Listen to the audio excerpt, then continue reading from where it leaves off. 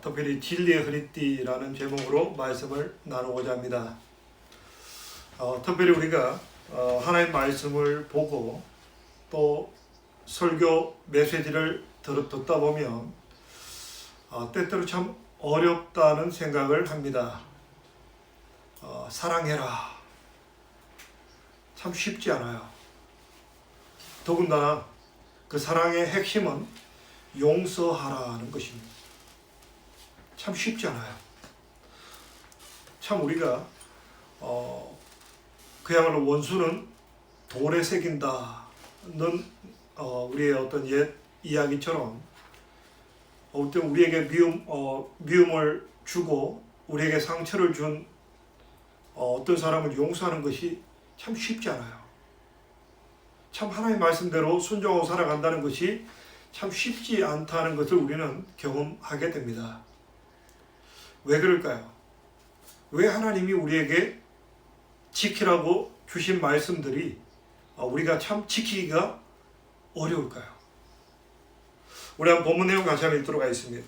12절 말씀 같이 보겠습니다. 12절 말씀 우리 한 목소리로 같이 한번 읽겠습니다. 시작. 우리의 실험은 혈과 육에 대한 것이 아니요 정사와 권세와 이 어둠의 세상 주관자들과 하늘에 있는 악의 영들에게 대함이라. 뭔가 지금까지 우리가 좀 잘못된 방향으로 어떤 우리가 실험을 했다라는 거죠. 우리는 나에게 미움을 준 사람, 나에게 아픔을 준 사람, 나 저 사람 용서 못해. 근데 하나님께 용서하라고 그러니까 그 사람을 용서하는 것이 너무 힘들어요. 그 사람을 생각할 때마다 화가 나고 그 사람에 대해서 생각할수록 분노가 올라오는 거예요. 오늘 성경 본문을 보니까 왜 그동안 우리가 그렇게 하나님의 말씀에 순종하는 것이 어려웠던가 하는 이유가 나와 있다는 거죠. 우리의 싸움은 우리 눈에 보이는 그 사람이나 환경이 아니다라는 거예요. 그 사람 뒤에 있는 어둠의 세력들, 정사와 권세들, 악의 영들, 사실은 우리가 눈으로 보는 그 사람도 알고 보면 그 뒤에 배경에 있는 어둠의 세력들에게 눌려서 살다 보니까 나타난 현상이었지 그 사람 자체가 원인이 아니었다라는 거죠. 우리가 간단한 예를 들어서 그렇습니다. 때때로 우리가 전기가 들어오지 않을 때가 있습니다. 뭔가 문제가 생겨서 발전소가 문제가 되든지 송전소가 문제가 되어서 전기가 들어오지 않을 때 우리가 아무리 스위치를 켜도 불이 들어오지 않아요. 그럼 우리는 어떻게 합니까? 이 스위치가 문제야 하고 스위치를 때려 부수지는 않는다는 거죠. 왜냐하면 스위치가 문제가 아니라 그 송전소와 발전소 근본 원인이 다른 데 있다는 거죠. 그럼 우리는 전화를 해야죠. 뭐 발전소에 문제가 생겼습니까? 송전소에 또 때때로 송전탑이 문제가 됐습니까? 라고 전화를 해야지 그 스위치를 부순다고 해서 문제가 해결되는 게 아니라는 거죠. 마치 우리의 삶이 그렇다는 거죠. 우리가 미워하는 사람, 우리가 미워하는 사건을 생각해 보면 사실은 우리가 알고 보면 그 사람이 문제가 아니라는 거예요. 사실은 우리가 모든 우리 인간들이 연약하기 때문에 자기도 모르는 사이에 그런 위치에 있을 때가 많다라는 거죠. 우리도 알게 모르게 얼마나 많은 실수를 하고 우리도 알게 모르게 얼마나 많은 사람들에게 오해받을 행동을 하고 있습니까? 그래서 성경은 우리들에게 대해서 뭐라고 말씀하시나요? 너희가 서로 불쌍히 여겨줘라. 우리 인간들이 약하기 때문에 또 우리 인간들이 이 영적인 눈이 어둡기 때문에 때때로 실수하고 잘못을 범한다는 거예요. 그래서 우리가 하나님 말씀대로 순종하는 삶을 살아가려면 우리의 적이 누구냐, 우리의 진정한 에너미가 누구냐 하는 것을 정확하게 아는 것이 중요하다는 거예요. 우리가 그 사람을 보고 그 사람이 문제가 있어, 그 사람이 잘못됐어, 아무리 그 사람을 바라본다고 해서 문제가 해결되는 것은 아니라는 거예요. 우리가 때때로 그런 걸 많이 느낍니다. 때때로 우리 자라오면서 우리 부모님이 왜 그랬을까? 그때 우리 부모님이 나에게 조금만 잘해 주셨으면, 그때 우리 부모님이 나에게 좀 좋은 말씀을 해 주셨으면, 때때로 우리 그런 미움을 가지는 경우가 있습니다. 근데 우리가 자녀를 키워보면 느끼는 게 뭡니까? 아, 우리 부모님도 인간이었고 우리 부모님도 실수를 할 수 있는 분이구나. 우리 인간은 누구나 실수를 할 수 있고 누구나 연약한 자이구나 하는 것을 우리는 나이가 들어가면서 배워가는 거예요. 또 내가 어떤 사건을 경험하고 나면, 아, 그때 그래서 그 사람이 그랬구나. 참 그 사람이 그때 그 주어진 환경 속에서 그럴 수밖에 없었구나.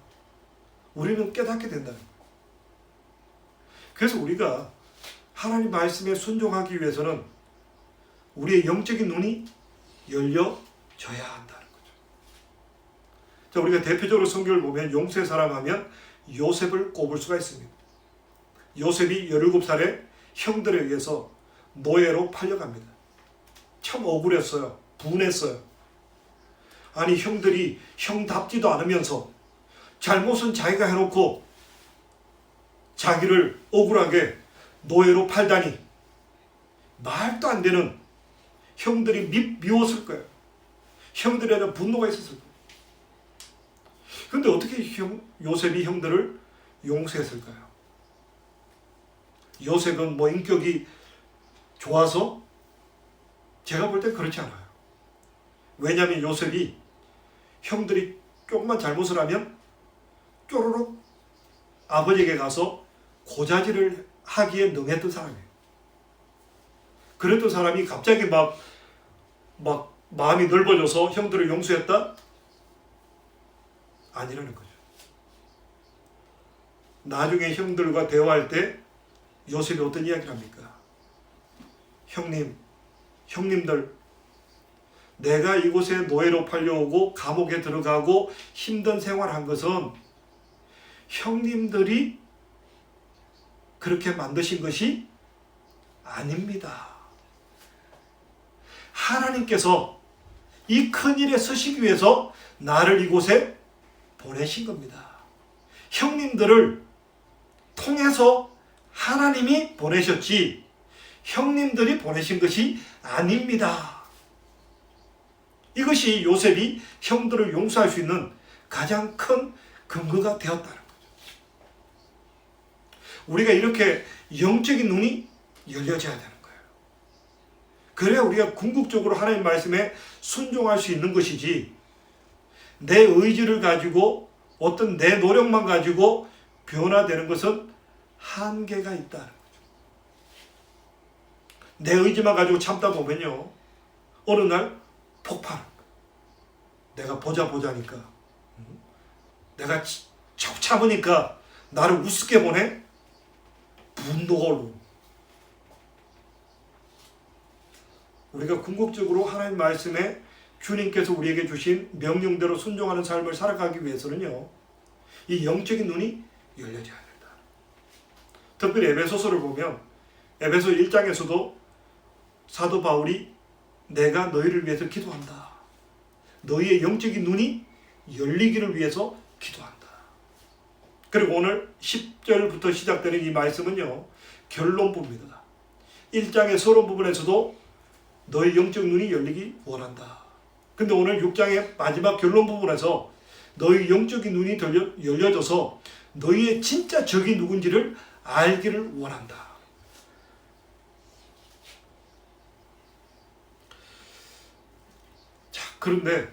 그렇다면 우리가 영적인 전쟁입니다. 그렇다면 때때로 우리가 적을 완전히 이해할 수는 없어요. 영적인 것은 내가 경험하기 전에는 이해하기가 쉽지 않아요.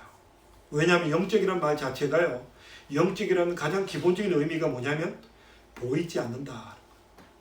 우리가 보이지 않기 때문에 잘 이해하기가 쉽지 않아요. 그런데 우리가 하나님의 말씀대로 순종하다 보면 이 영적인 사건들이 보이기 시작하고 깨달아지기 시작한다. 어떻게 해야 될까요? 우리 한번 10절, 11절을 보도록 하겠습니다.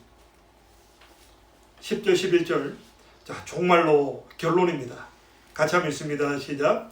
종말로 너희가 주 안에서와 그 힘의 능력으로 강건하여 지고. 11절입니다. 마귀의 계계를 능히 대적하기 위하여 하나님의 전신 갑주를 입어라. 하나님의 전신 갑주를 입고 살아가다 보면, 아, 내 적이, 나의 에너미가 저 사람이 아니었구나. 저 뒤에 있는 어둠의 권세가 저 사람을 그렇게 만들었고 이 어려운 세상이 그렇게 해서 만들어졌구나 하는 것을 알게 된다는 것. 그래서 우리가 먼저 해야 될 일이 뭐냐면요, 하나님의 전신갑주를 입어라. 그 하나님의 전신갑주, 특별히 사도 바울이 살았던 시대는요, 로마가 세상을 지배하던 시대였습니다. 그래서 어디서나 로마 군인들을 볼 수 있었고, 로마 군인들이 입었던 그 갑옷을 보고 사도 바울이 이 내용을 기록한 겁니다. 자, 군인들이 군복을 입습니다. 머리에 투구를 쓰고 방패를 들고 군화를 신고 칼을 들고 군인들이 이제 그렇게 무장을 합니다. 과연 군인들이 무장할 때 여러 어떤 투구도 필요하고 신발도 필요하고 방패도 필요하고 호신경도 필요한데 가장 중요한 게 뭘까요? 군인들에게 가장 중요한 게 뭘까요? 만약 하나를 꼽으라면 여러분들은 뭘 꼽겠습니까? 어떤 분은 칼을 꼽을 수 있겠죠. 아, 군인이란 칼이 있어야 됩니다. 근데 우리가 다윗과 골리앗 사건을 생각해 보면 다윗은 굳이 갑옷을 입지 않았고요, 칼을 가지고 가지도 않았습니다.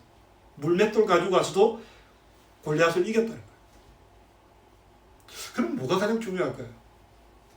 저는 개인적으로 허리띠가 중요하다고 생각합니다. 왜냐하면 그때 옷은 지금 시대와는 조금 달리요, 이 로버라고 이렇게 치렁치렁한 옷을 입었습니다. 그러면 이 치렁치렁한 옷을 입고 전쟁에 나갈 수가 없었다는 거죠. 다윗이 골리앗을 물리칠 때 옷이 치렁치렁해서 뛰어가다가 넘어질 수도 있었습니다. 그럼 가장 중요한 게 저는 이 허리띠라고 생각합니다. 현대 전쟁에서도요, 군인들에게 가장 중요한 게 허리띠입니다. 왜냐하면 허리띠에 모든 군인으로서 장비가 들어가는 게 허리띠입니다. 그래서 오늘 특별히 저는 이 진리의 허리띠, 이 부분에 포커스를 맞추고 말씀을 나누고자 합니다. 우리 한 본문을 먼저 한번 읽도록 하겠습니다. 14절 같이 읽도록 하겠습니다. 같이 한번 읽습니다. 시작. 그런즉 서서 진리로 너희 허리띠를 띠고 의의 흉배를 붙이고. 우리의 영적 싸움에 있어서 가장 중요한 게 뭘까? 진리의 허리띠를 띠라 하는 거죠. 진리의 허리띠. 우리 성도들이, 특별히 저는 이제 우리가 마지막 때를 살아가고 있다라고 우리는 알고 있습니다. 이 마지막 때, 어쩌면 우리 마지막 때 가장 필요한 게 뭘까? 물론 우리가 믿음의 모든 전신갑주를 갖추면 좋지만 적어도 저는 이 마지막 때를 살아가면서 우리가 놓치지 말아야 될 것, 가장 우선순위로 진리의 허리띠를 꼽겠습니다. 왜냐하면 마지막 때가 되면 가짜들이 많이 나타납니다. 왜 교회가 넘어지고 성도들이 넘어지는가? 이 가짜 때문에, 가짜에 넘어진다는 거예요. 이 진리라는 허리띠를 매지 않으면, 이 진리에 굳게 서지 않으면 넘어진다는 거죠. 그래서 이 마지막 때가 되면 이 사탄은 할 수만 있으면 성도들을 미혹하게 해서 넘어뜨리려고 하는 그런 전술을 펴고 있다는 거죠. 결국 우리가 어떠한 장비를 갖추고 있다 할지라도 이 진리의 허리띠를 매지 못하면 그야말로 모든 것이 사상 누각이 될 수 있는 아무 쓸모없는 것이 될 수도 있다는 거죠. 우리 성도들이 마지막 때 붙잡아야 될 것은 뭐냐? 이 진리의 허리띠를 매야 된다는 거예요. 이 진리를 붙잡아야 된다는 겁니다. 마지막 때가 되면 사람들이 귀가 가려워서 자기가 듣고 싶은 이야기만 듣고 싶어 한다는 거예요. 신앙생활도 자기가 원하는 대로 내 꿈을 위해서 나를 위해서 신앙생활하는 경우가 일어난다는 거죠. 왜냐하면 마지막 때 나타나는 현상 중에 하나가 뭐냐면 자기를 사랑하고, 근데 우리는 찬송가에서 어떻게 되어 있습니까? 내 목숨보다도 더 주를 사랑하는 것, 주님을 사랑하는 것이 하나님께 우리에게 주신 메시지인데, 주님보다도 나를 더 사랑하고 쾌락을 더 사랑하고 세상 재미를 더 사랑하는 이런 일들이 마지막 때 일어난다는 거죠. 그래서 우리는 이 마지막 때 올바른 진리, 참으로 성경에서 우리에게 가르쳐주는 올바른 진리의 말씀을 붙잡아야 된다고 믿습니다. 적어도 우리 인물하나님교회 성도님들은 이 마지막 때 진리 허리띠를 메고 단단히 서서 믿음의 경주에서 승리할 수 있는 그런 우리 지체될 수 있기를 축원합니다. 그러면 진리, 과연 진리가 뭘까요?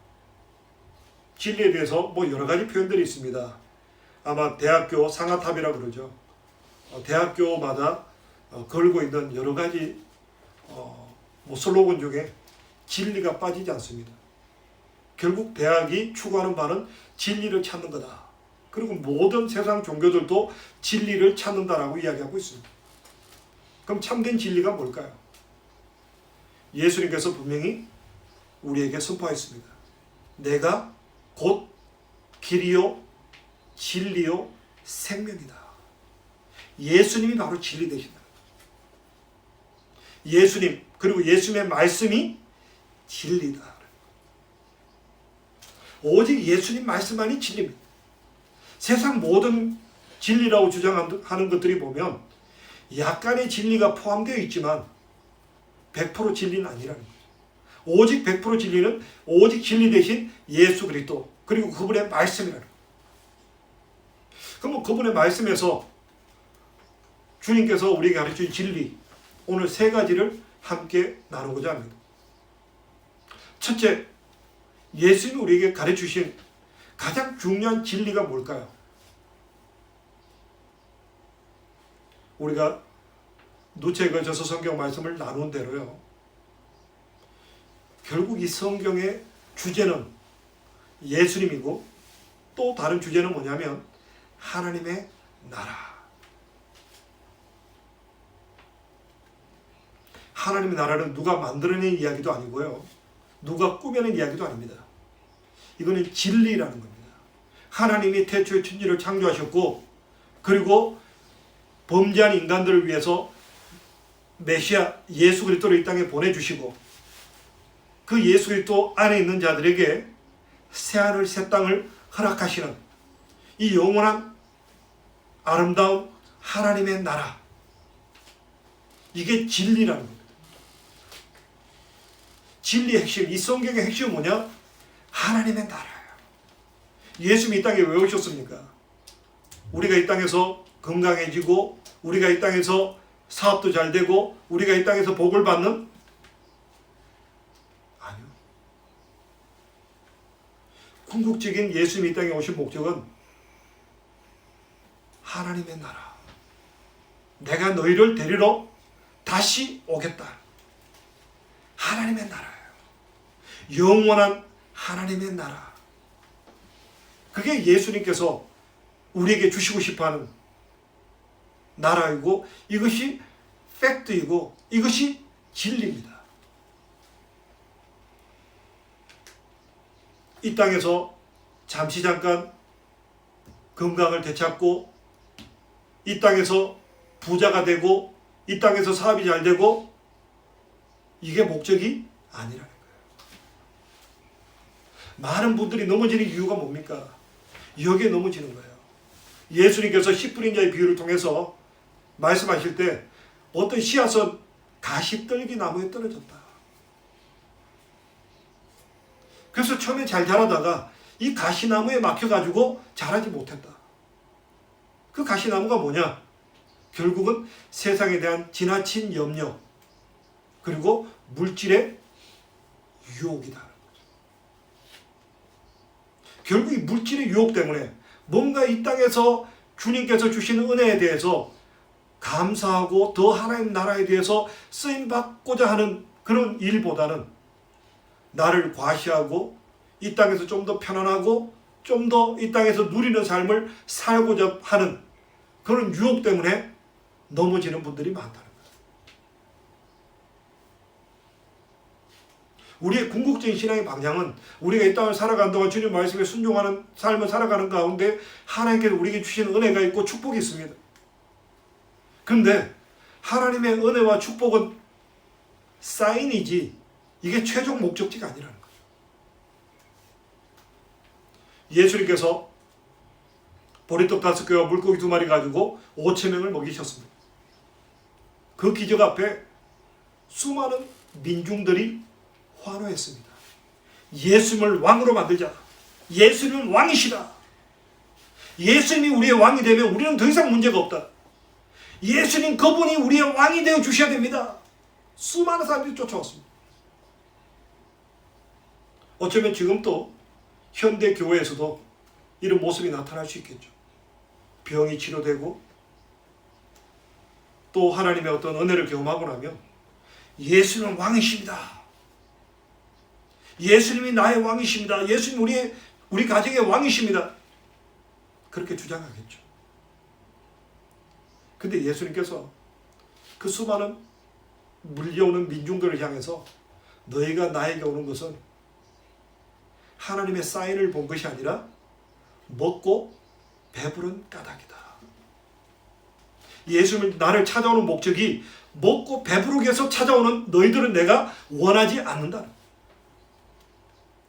예수님께서 원하셨던 것은 내가 바로 메시아고 하나님이 너희를 잊어버리지 않으시고 결국 메시아를 보내서 십자가의 죽음을 통한 새로운 세상을 열기를 원하시는 새로운 하나님의 나라를 우리에게 주시길 원하시는 그 사인을 보기를 하나님은 원하셨는데 너희가 그 사인을 보는 것이 아니라 먹고 배부른 까닭에 나를 따라왔다.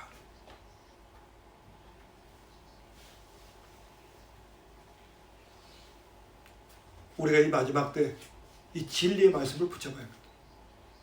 하나님의 나라입니다. 이게 하나님의 약속입니다. 하나님께서 예비하신 완벽한 그 나라는 이 땅에서 이루어지는 이 땅에서 누리는 그 복이 아니라 하나님의 나라, 영원한 하나님의 나라, 이게 진리라는 거예요. 그래서 우리는 지난 몇 주간에 걸쳐서 요한계시록을 함께 살펴봤습니다. 그야말로 아름답고 화려하고 완벽한 그 하나님의 나라, 하나님은 그 하나님의 나라를 우리에게 주시길 원하시는 거예요. 예수 그리스도 안에 있는 우리들에게 참으로 예수님께서 나의 죄값 때문에 십자가 피 흘려 돌아가셨음을 믿는 그 사람들의 모임인 에클레시아, 교회 위에 이 하나님 나라를 우리에게 주시기를 원하십니다. 그래서 우리는 이 마지막 때 다른 어떤 유혹에 넘어가지 마셔야 합니다. 때때로는요, 여러 가지 유혹 가운데 하나가 뭐냐면 오늘날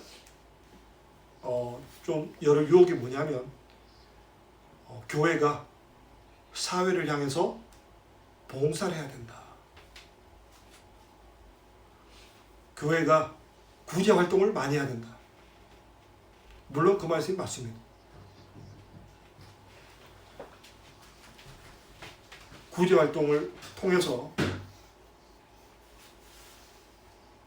또 세상 사람들이 하나님의 영광을 보고 또 하나님께서 일하시는 모습을 보여주는 것, 우리 성도들에게 굉장히 중요한 일입니다. 그런데 우리가 놓치지 말아야 될 것은 뭐냐면요, 첫 번째 우선순위는 아니라는 거예요.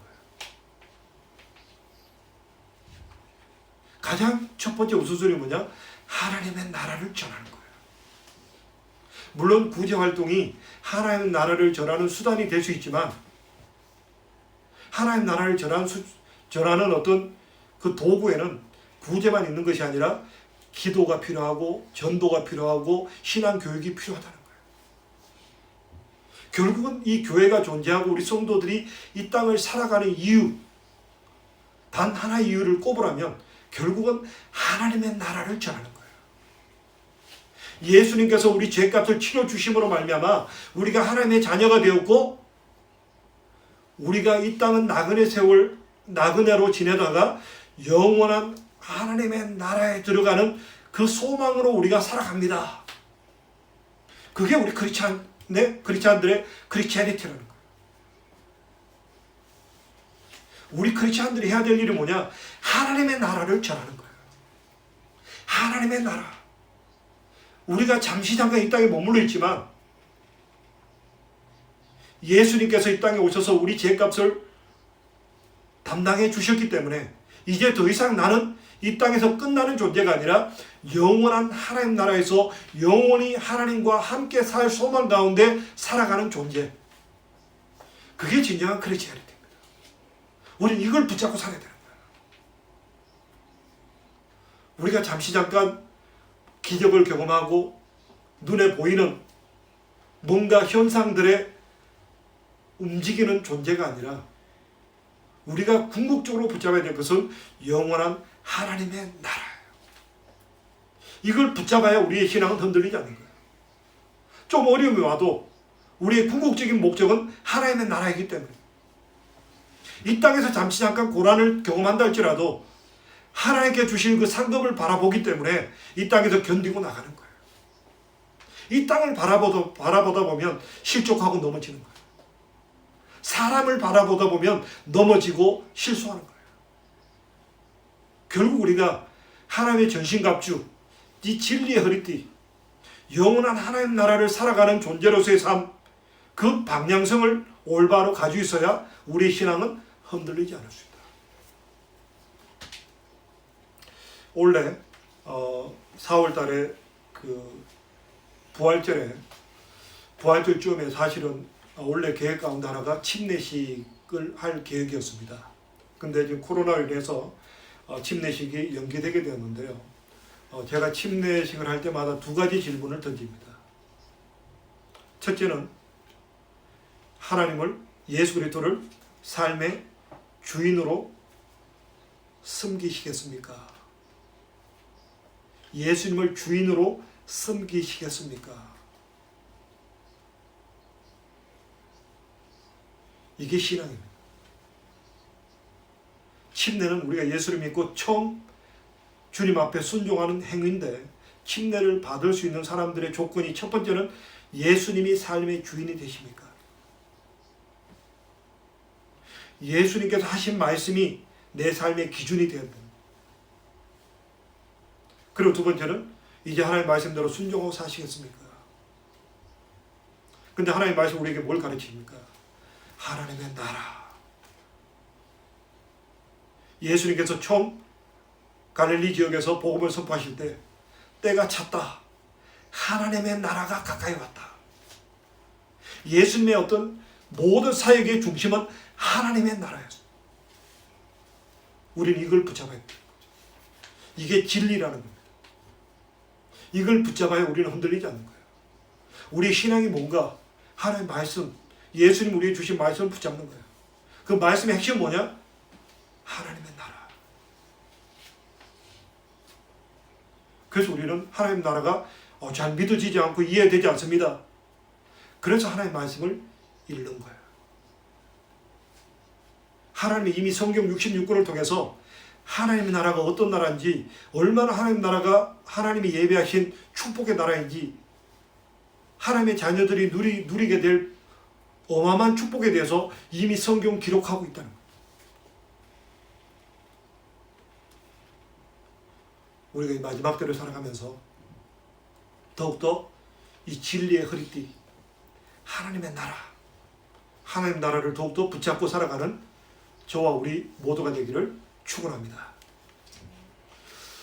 그리고 두 번째는요, 그 예수의 말씀의 핵심 두 번째는 너희는 세상의 빛과 소금이 되어야 한다.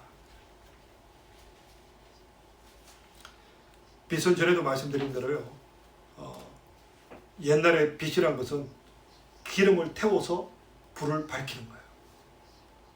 또 소금은 뭡니까? 소금은 녹아서 맛을 내는 겁니다. 결국 우리 성도들의 삶, 하나님의 나라 백성들, 예수님의 자녀들이 어떻게 살아야 되는가? 빛과 소금의 역할을 해야 한다는 거죠. 뭐 그렇게 해서 우리가 어마어마한 일을 한다는 건 아닙니다. 전에도 말씀드린 대로요, 우리가 운전하다 보면 때때로 막 차가 막히고 누가 옆에서 좀 이렇게 마이너 로드에서 메이저 로드로 들어오고 싶은데 길을 잘 안 비켜줘요. 근데 사실 따지고 보면 잠깐만 기다려주면 되는 건데 마음이 힘들기 때문에 그 길을 안 비켜줘요. 근데 놀라운 사실은요, 누군가 한 사람이 차를 한 대 끼워주면 그 사람이 또 나가서 또 누군가 한 대를 끼워줘요. 그럼 세상이 운전하는 것이 참 아름다워지는 거예요. 막 절대로 비켜주지 않고 인상 쓰고 욕을 하고 싸우고, 근데 누구 한 사람이 희생하면 행복해지고 기쁨이 있다는 거죠. 우리 성도들이 이 땅에서 살아가는 방식이, 해야 되는 역할이 먼저 희생하는 빛과 소금의 역할을 감당하는 일을 우리가 해야 한다는 거죠. 우리 주님께서요, 그렇게 많은 것을 요구하지 않습니다. 모세가 홍해를 갈랐다고 그러지만 사실은 하나님이 가르쳤고, 모세가 한 일은 뭐냐면 지팡이로 바다를 가르치라. 모세가 한 것은 그냥 바다를 가르친 거예요. 그리고 죽은 나사로가 살아날 때 죽은 나사로를 살린 분은 예수님이시지, 우리 인간이 한 일은 뭐냐? 그 앞을 가로막고 있는 바위 돌을 굴리는 거예요. 이게 우리 인간들의 역할입니다. 세상을 바꾸는 건 하나님이세요. 그렇지만 우리의 작은 헌신 하나가 하나님의 축복으로 연결되는 거예요. 우리 성도들이 세상을 살아가면서 작은 손해를 볼 각오를 하고 살아가야 돼요. 절대로 나는 손해를 보지 않으리라, 그렇게 막 핏대를 올리면서 그렇게 살지 말라는 거예요. 우리 성도들은 그냥 조금 손해볼 각오를 하고 사는 사람이에요. 사막이 아름다운 이유는요, 오아시스가 있기 때문에 아름다운 거예요. 만약 오아시스가, 사막 전체 오아시스가 있으면 더 이상 사막이 아니죠. 이 세상이요, 참 악합니다. 이 세상이란 것은요, 굉장히 살벌해요. 이게 세상입니다. 하나님의 영광을 떠나버린, 하나님을 거역하고 떠나버린 이 세상은요, 굉장히 악해요.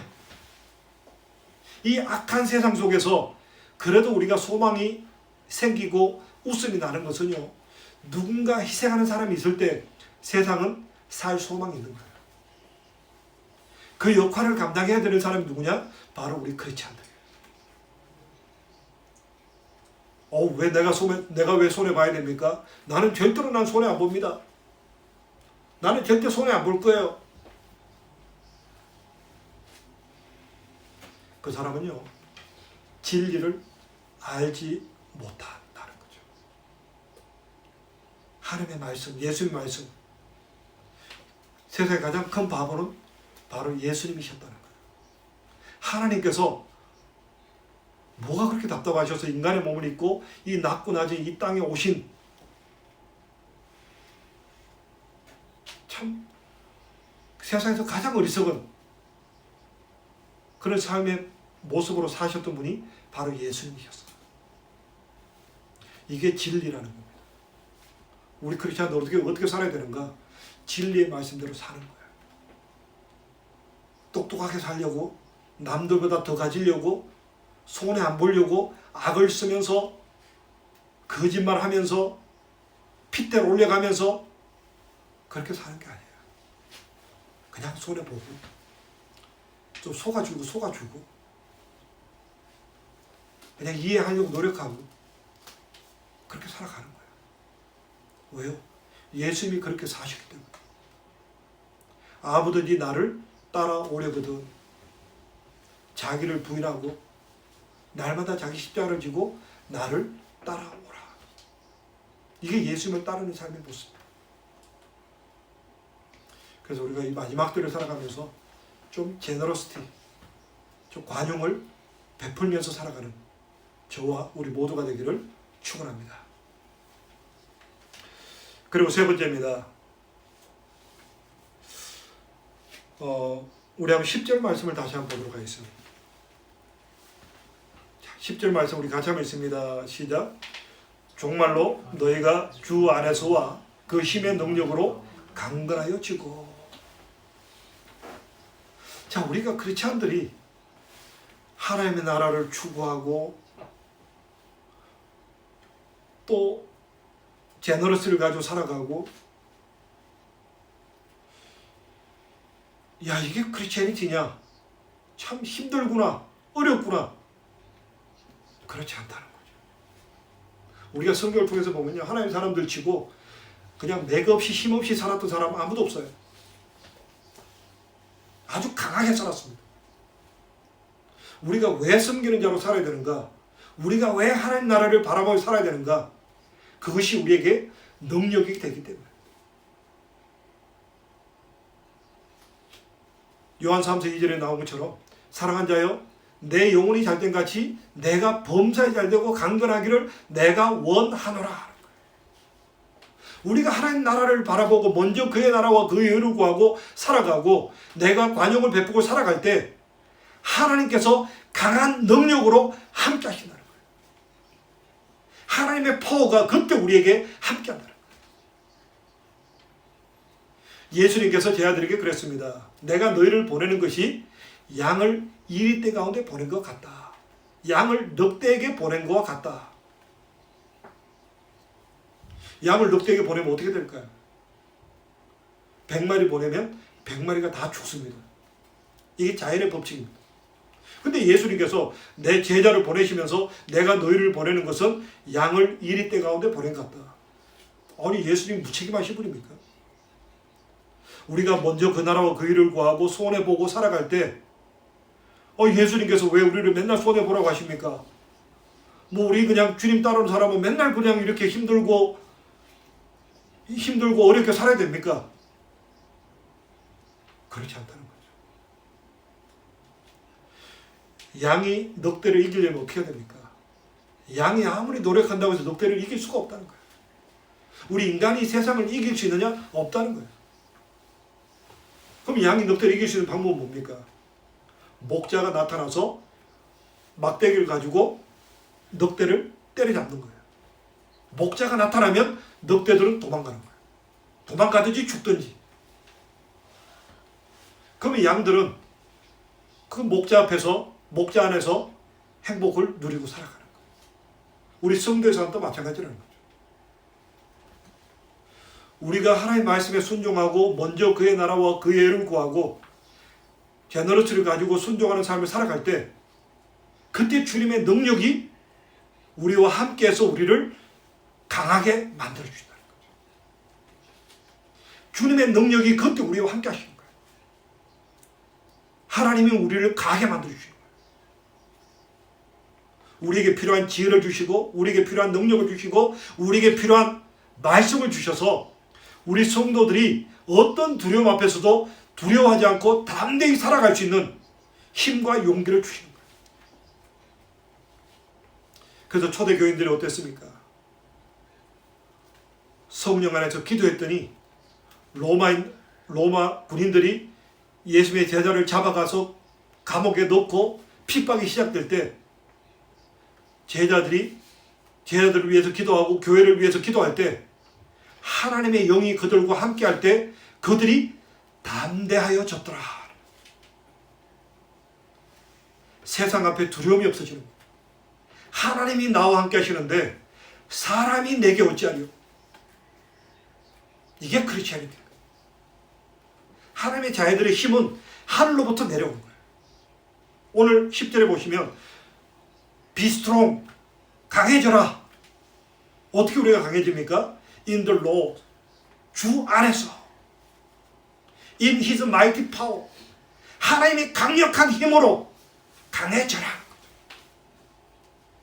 주님께서 우리에게 직접 필요한 힘을 주시고 지혜를 주시고 능력을 주시는 거예요. 그때 우리는 진짜 강해지는 거예요. 요셉이 감옥에 들어갔지만 하나님께서 그에게 꿈을 해몽할 수 있는 지혜를 주심으로 말미암아 바로 왕이 온 이집트의 백성들이 그 앞에 무릎을 꿇게 만드시는 거예요. 그게 하나님의 능력입니다. 모세가 지팡이 하나, 주님께서 주신 지팡이 하나를 가지고 왔을 때 이집트가 무너지는 거예요. 우리가 먼저 그의 나라와 그의 의를 구하고 하나님의 나라를 위해서 우리의 삶을 드리고 시간을 드리고 우리가 세상 사람을 향해서 빛과 소금의 역할을 감당해 나갈 때 하나님께서 우리에게 필요한 지혜를 주시고 능력을 주시고 파워를 주시는 거예요. 그래서 우리는 세상을 이기는 거예요.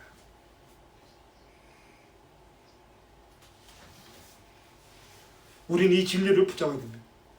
이 진리의 흐릿을 떼야 우리는 이 마지막 때에 흔들리지 않고 믿음 안에 굳게 서서 승리할 수 있는 거예요. 우리가 낙심하지 않을 수 있는 거예요. 우리가 오늘 한 절 더 보도록 하겠습니다. 18절 말씀입니다. 18절 우리 같이 한번 읽습니다. 시작. 모든 기도와 간구를 하되 무시로 성령 안에서 기도하고 이를 위하여 깨어 구하기를 항상 힘쓰며 여러 성도를 위하여 구하고. 이게 기도하라는 거예요. 우리가 이 마지막 때 진리 안에서 깨어서 기도하라. 이게 우리가 세상을 이기는 방식입니다. 내 힘으로 이기려고 하지 마세요. 내 판단으로 분별하려고 하지 마세요. 오늘 제가 말씀드린 이 세 가지 기준을 놓고 분별하시기 바랍니다. 과연 이것이 하나님 나라를 기준으로 볼 때 내가 지금 잘하고 있는가? 그리고 내가 하나님 예수님의 삶을 본받는 삶, 제 노릇을 가지고 살아가고 있는가? 내가 하나님의 능력을 믿는 하나님의 파워, 오직 성령이 너에게 마시면 너희가 파워를 갖게 될 거다. 그 하늘로부터 부어지는 그 능력을 기대하는 삶을 가지고 살아가고 있는가? 이걸 기준으로 삼아서 내 삶을 분별하시고 내가 그렇게 진리 안에 살아간다는 확신이 있다면 그때부터 부르짖어 기도하시기 바랍니다. 무시로 우리가 호흡하는 것처럼 주님 나를 도와주세요. 내가 하나님 말씀 붙잡고 살아갑니다. 세상 사람들은 나를 우습게 봅니다. 내가 하나님 나라 이야기하면 세상 사람들이 나를 우습게 생각하고 내가 저 노래를 이야기하면 사람들이 바보라고 나를 취급합니다. 그러나 나는 하나님의 살아계심을 믿습니다. 나는 이 진리의 허리띠를 띠고 믿음에 굳게 서서 살아가겠습니다. 하나님 나를 도와주세요. 먼저 그의 나라와 그의 의를 구할 때 우리의 필요한 모든 것을 채워주시리라 하신 그 하나님의 능력이 내 삶 가운데 쏟아지도록 내가 하나님의 그 풍성한 삶을 누리는 삶을 살아갈 수 있도록 나를 도와주세요. 쉬지 말고 성령 안에서 깨어서 기도하라. 그럼 우리는 세상을 승리합니다. 더 이상 남을 미워하고 시기하고 분쟁하는 그런 쓸데없는 일에 시간을 줄이시고 오직 하나님의 나라가 이 땅에 이루어지고 하나님의 관용을 이 땅에 베풀어주고 하나님의 능력이 내 삶에 부어지기를 기도하는 삶을 살아가는 것. 그리고 마지막 하반부에 뭐가 있습니까? 여러 성도를 위해서 구하고. 이게 영적인 놀라운 법칙입니다. 천국과 지옥에 대한 이야기가 있습니다. 어떤 사람이 환상을 봤는데 천국과 지옥이 똑같더라는 거예요. 테이블이 있고 테이블 위에 음식이 있고 사람들이 앉아 있는데 천국과 지옥이 똑같더라는 거예요. 근데 왜 천국과 지옥이 차이가 나느냐? 그 천국과 지옥에 그 스푼이 있는데 이 스푼이 쭉 자루가 길더라는 거예요. 그러니까 천국 갔더니 이 긴 스푼을 가지고 음식을 떠서 앞에 있는 사람에게 음식을 주더라는 거예요. 서로 먹여주더라는 거예요. 그러니까 서로 감사하고 행복하고 건강하더라는 거예요. 그 지옥 갔더니 조건은 똑같은데 절대로 앞에 있는 사람 주려고 안 하고 나만 먹으려고 그 긴 스푼을 가지고 나만 먹으려고 발버둥치니까 서로 비참하고 서로 분노하고 서로 미움만 쌓여 있더라. 우리의 기도는요, 우리의 믿음이란 것은 우리가 먼저 그 나라와 그 일을 구하면 하나님이 이미 우리의 필요한 것을 채워주시겠다라고 약속하고 있습니다. 그래서 너희가 무엇을 필요한 것을 위해서 주님께서는 오히려 기도하지 마라. 무엇을 먹을까, 무엇을 마실까, 입을까 기도하지 마라. 그럼 뭘 기도해야 될까요? 우리의 지체들, 우리 성도들을 위해서 기도하라는 거예요. 여러 성도를 위해서 기도하라는 거예요. 선교사님을 위해서 기도하시고 교회를 위해서 기도하시고 교회 사역자를 위해서 기도해 주시고 또 교회 직분자를 위해서 기도해 주시고 또 구역 식구를 위해서 기도해 주시고 우리 믿음의 지체들을 위해서 서로 기도해 주라는 거예요. 그리하면 반드시 너희가 이 땅에서 승리한다. 하나님은요, 너희들이 뒤로 물러가서 침륜에 빠지는 것을 기뻐하지 않으시는 분이다. 에스겔서에 나오는 하나님을 모시고 다니는 그 수레를 보면 특징이 뭐냐? 하나님의 어떤 수레를 타고 다니신다라고 묘사되어 있는데요. 그 천사들이 하나님을 모시고 다니는데 그 수레의 특징이 뭐냐? 백하는 게 없어요. 전진밖에 없어요. 하나님 나라는 전진하지 뒤로 후퇴하지 않아요. 하나님은 뒤로 물러나는 것을 기뻐하지 않으신다는 거예요. 왜요? 이 세상의 주인이 하나님이시고 이 세상을 이끌어가는 분이 하나님이신데 당신의 백성들이 하나님의 말씀대로 순종하고 살아갈 때 자기 아들을 아끼지 아니하시고 우리에게 주시니까 좋은 모든 것을 너희에게 주시지 않겠느냐. 하나님을 사랑하는 자, 곧 그 뜻대로 부르심을 받은 자에게는 모든 것이 합력하여 선을 이룬다. 반드시 승리할 수밖에 없다는 거예요. 내 이 반석 위에 나의 교회를 세우리니 엄부의 권세가 감히 건드리지 못한다. 이게 하나님 나라예요. 우리가 이 마지막 때 많은 유혹이 있고 많은 불안감이 있습니다. 원래 사회가 흔들릴 때마다 사람들은 불안감을 가지고 살아갑니다. 그게 연약한 우리들입니다. 그러나 우리 하나님의 사람들은 그렇게 살아서는 안 된다는 거죠. 왜요? 하나님께서 미리 우리에게 말씀을 통해서 이기는 방법을 알려주시기 때문에 정말로 결론적으로 하나님의 자녀들은 하나님의 전신갑주를 입고 세상과 싸워서 이겨라. 진리의 허리띠. 꼭 이 진리의 허리띠를 매시기 바랍니다. 날마다 아침에 눈을 뜨면 내가 진리의 허리띠를 메고 있는가 확인하시고 날마다 진리의 허리띠를 확인하시고 진리의 허리띠를 메고 깨어서 기도하시기 바랍니다. 그러면 반드시 승리합니다. 의인은 7번 넘어질더라도 8번 일어납니다. 우리가 때때로 낙심할 수도 있고 때때로 절망할 수도 있습니다. 사도 바울조차도 고린도후서 1장을 보면 살 소망이 끊어진 줄 알았다. 낙심했다는 거예요. 하나님의 사람들 치고 낙심 안 한 사람 없습니다. 누구나 우리는 낙심할 수 있어요. 환경을 바라보고 사람 바라보고 낙심할 수 있어요. 그러나 진리 허리띠를 메고 일어나는 겁니다. 하나님의 나라, 제너러시티, 하나님의 능력, 그걸 붙잡고 다시 일어나는 거예요. 먼저 그의 나라와 그의 의를 구하면 나머지 모든 것은 책임져 주신다는 하나님의 명명백백한 약속의 말씀이 있습니다. 이 약속의 말씀 붙잡고 승리하는, 하루하루를 승리하며 나아가는 저 우리 모두 되기를 축원합니다. 우리 함께 기도드리겠습니다.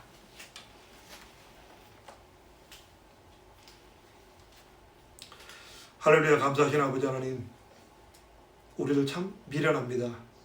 우리들 참 연약합니다. 우리는 때또 사람 바라보고 넘어지고 또 사람과 비교하면서 낙심합니다. 아버지 하나님, 우리가 진리 대신 주님의 말씀을 더욱더 붙잡고 살아갈 수 있도록 도와주시옵소서. 우리가 주님을 나의 주님으로 영접했기 때문에 이제 오직 주님 말씀대로만 반응할 수 있도록 도와주시옵소서. 환경에 반응하지 말게 하시고, 사람들 때문에 낙심하지 말게 하시고, 사람들 때문에 미워하고 분노 속에 살아가지 말게 하시고, 오직 하나님의 말씀, 진리의 허리띠를 메고 하나님의 나라, 하나님의 영광, 하나님의 교회를 위해서, 그리고 세상 속에 빛과 소금의 역할을 감당하는, 또 하나님의 능력이 우리와 함께 할 것이라고 믿는, 참으로 하나님께 나아가는 자는 상 주시는 이 힘을 믿고 살아가는 우리 믿음의 모든 성도 될 수 있도록 은혜 베풀어 주시옵소서. 아버지 하나님, 우리가 마지막 때를 살아갑니다. 많은 사건 사고가 끊이지 않는 이 시대를 살아갑니다. 아버지 하나님, 그러나 우리가 깨어서 기도하게 도와주시옵소서. 아버지 하나님, 이 세상을 위해서 기도하고 참으로 이 마지막 때 우리가 머물고 있는, 우리에게 맡겨주신 영국을 위해서, 또 우리 조국 대한민국을 위해서, 또 우간다, 모로코, 요르단, 이 어떤 하나님께 우리에게 기도하라고 맡겨주신 이 귀한 선교사님, 또 귀한 나라를 붙잡고 더욱더 깨어서 기도할 수 있도록 주님 우리를 도와주시옵소서. 우리가 진리 허리띠를 단단히 메고 깨어서 기도할 때 하나님, 우리가 이 마지막 때를 승리할 줄로 믿습니다. 더욱더 하나님 주신 능력으로 우리의 자녀들이 더욱더 믿음 가운데 아름답게 쓰임받을 줄로 믿습니다.